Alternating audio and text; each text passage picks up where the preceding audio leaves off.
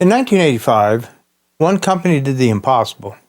It created the world's first successfully autofocus camera, and in a flash, Minolta became the undisputed king of photography. They were on top of the world, so why did they vanish? This isn't a story about a fallen giant, it's a story about a devastating lawsuit that forced them to disappear, and how their revolutionary technology is secretly powering the camera you might own today. Hi, this is Steve. Let's get into it. Our story begins in Osaka, Japan, 1928, with a 28-year-old visionary named Kazuo Tashima, who founded a company with a simple but powerful idea, and that was to combine the world-renowned optic expertise of Germany with the manufactured precision of Japan. He called it the Nishidoku Shoshinki Shoten, literally the Japan-German camera shop. Tashima started importing German lenses and shutters, but his goal was never to just be a reseller. By 1931, he had rebranded his company with a name that was a bold declaration for his ambition, Minolta. Now, Minolta actually stands for Mechanism, Instruments, Optics, Lenses by Tashima. This is a promise of engineering excellence. Throughout the 1930s and 40s, Minolta steadily built a reputation for quality, but it was after World War II that the company entered its golden era. In 1958, Minolta launched the SR2, its very first single-lens reflex or SLR camera. It was a masterpiece of mechanical design, introducing the SR lens mount that would remain a pillar of the ecosystem for nearly 3 decades. But Minolta's reputation was about to go stratospheric. In 1962, NASA needed a compact, reliable camera for its first manned orbital mission. They chose specifically a modified Minolta Highmatic. Astronaut John Glenn took that camera into space aboard the Friendship 7, capturing the first human-taken photographs of the Earth from orbit. Later, Minolta's light meters would become standard equipment for Apollo missions, cementing their status with the camera company of the space age. Well, back on Earth, their success continued. The SRT-101, released in 1966, became one of the best-selling cameras of its time and is beloved by generations of photographers for its innovative through-the-lens metering and bulletproof reliability. The ultimate validation of the engineering prowess came in 1972. Leica, the legendary German brand, needed a partner to help develop the next generations of SLRs. They chose Minolta.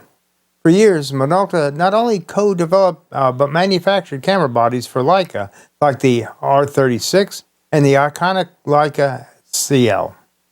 They weren't just competing with the giants, they were actually building cameras for them. By the early 1980s, the camera industry was on the brink of a massive shift. The race was on to create a viable autofocus SLR. Everyone knew it was in the future, but no one could quite crack the code. Companies like Nikon and Canon were experimenting with bulky, slow, and expensive systems that put autofocus motors inside the lenses. Minolta looked at the problem differently. Their engineers had a radical idea. What if the motor wasn't in the lens but inside the camera body itself? It was this deceptively simple solution that changed everything. In 1985, Minolta unveiled the Maxxum 7000. It wasn't just a new camera, it was a revolution in a box.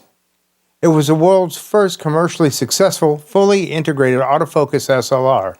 And for the first time, photographers had a camera that could focus faster, more accurately than the human eye. They came with lenses that were lighter and even more affordable than their competitors. The Maxxum also featured a built-in motor drive to automatically advance the film. This is a feature previously required a bulky separate accessory. The impact was immediate and seismic.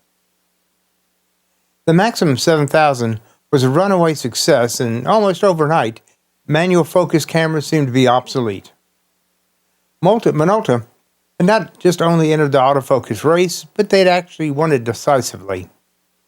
For a brief, brilliant period in the mid-1980s, Minolta was the #1 camera brand in the world. They had reached the absolute peak of the mountain, but the view from the top was precarious, and the storm was gathering on the horizon. Just 2 years after the launch of the Maxxum in 1987, a legal bombshell dropped.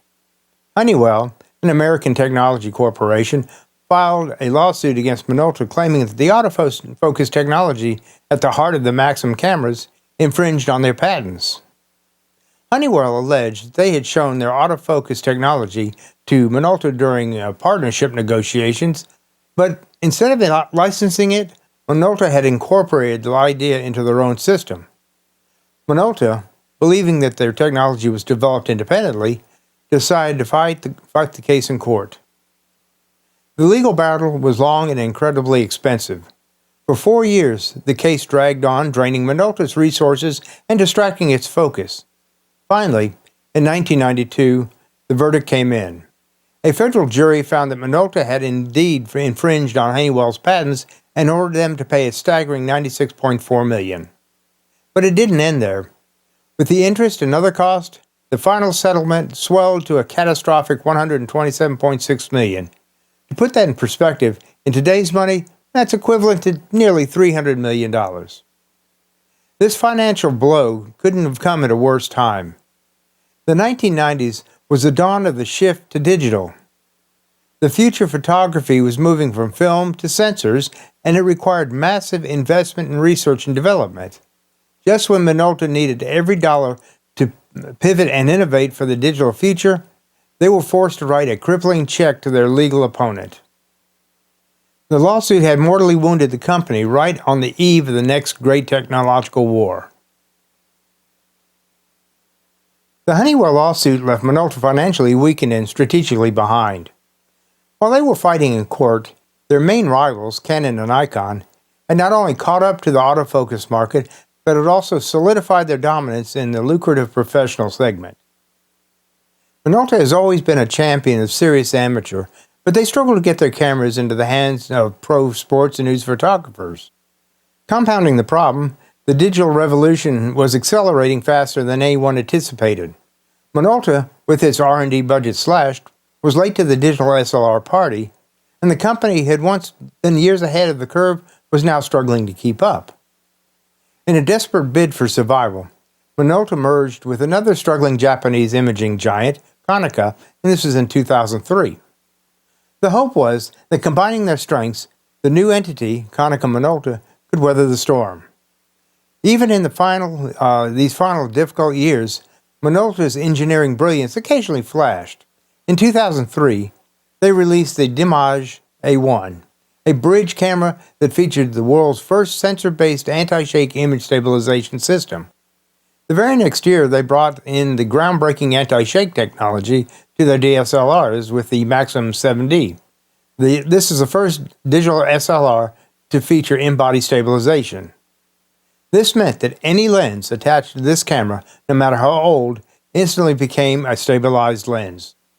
It was a classic Minolta move for that matter, a user-focused innovation that was years ahead of its time. But it was too little, too late. The camera division was bleeding money, and the market had become a brutal war fought between the giants with deep pockets. Konica Minolta could just not keep up. On January 19, 2006, the news that many had feared came to pass. Konica Minolta announced it was officially exiting the camera and photo business. After 78 years of innovation, the Minolta name would no longer appear on new cameras. To the outside world, it looked like the end of the line. But here's where the story takes a final fascinating twist. Minolta was not dead. It was about to be reborn. As part of their exit, Konica Minolta sold the entire camera technology division to a company that was, at the time, an ambitious newcomer to the serious camera market, Sony. Sony didn't just buy a few of their patents. They acquired the whole legacy. They got the A-mount lens system, the autofocus technology, and most importantly, Minolta's crown jewel, the in-body image stabilization system. In 2006, Sony launched its very first DSLR, the Sony Alpha A100. That camera was, in essence, a direct descendant of Minolta's last DSLRs built around the same A-mount and packaged with the same Minolta technology. Some of the original Minolta engineers even stayed on and quietly shaped the future of Sony's imaging division. Today, Sony is a titan in the camera industry and renowned for its cutting-edge mirrorless cameras. And the legacy of Minolta is actually hiding there in plain sight. Sony's celebrated steady shot stabilization is a direct evolution of Minolta's anti-shake, and this was a fundamental principle of their autofocus systems could be traced back to the Maxxum revolution. The very name of the camera line, Alpha, was the name Minolta actually used for its cameras in Japan all along. So while the Minolta brand may have vanished from store shelves, its spirit of innovation actually lives on. Every time a Sony camera focuses in an instant or captures a sharp, stable image in low light, it's a quiet echo to the brilliant engineers from Osaka.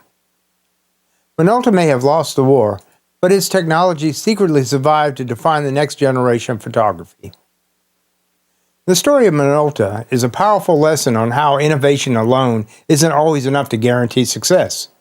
If you find these stories of technological history as fascinating as I do, consider subscribing to the channel for more deep dives into the companies that have shaped our world. And if you ever owned a Minolta, I'd love to hear your story in the comments below. What model was it and what did you love about it?